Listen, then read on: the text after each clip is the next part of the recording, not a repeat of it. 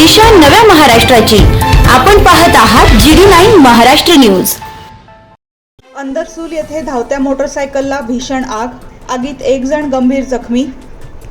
याबाबत समजलेली माहिती अशी की अंदरसूल येथील अमोल रवींद्र सैंदर हे आपल्या मोटरसायकलवरून घरी जात असताना सायगाव रोड लगत त्यांच्या पल्सर मोटरसायकलला अचानक भीषण आग लागल्याने जखमी झाले असून त्यांना उपचारासाठी अंदरसूल येथील भागवत हॉस्पिटलमध्ये दाखल करण्यात आले आहे।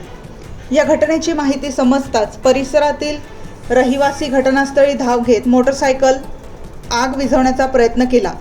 त्यात राहुल एंडाईत, सुनील एंडाईत, भाऊसाहेब केरे, गणेश केरे, निखिल सेंदर, समाधान सेंदर, भगवान एंडाईत, संदीप केरे तळ्यात पाईप टाकून मोटरसायकल विझवण्यात यश आले। GD9 न्यूज महाराष्ट्रासाठी गजानन देशमुख, येवला।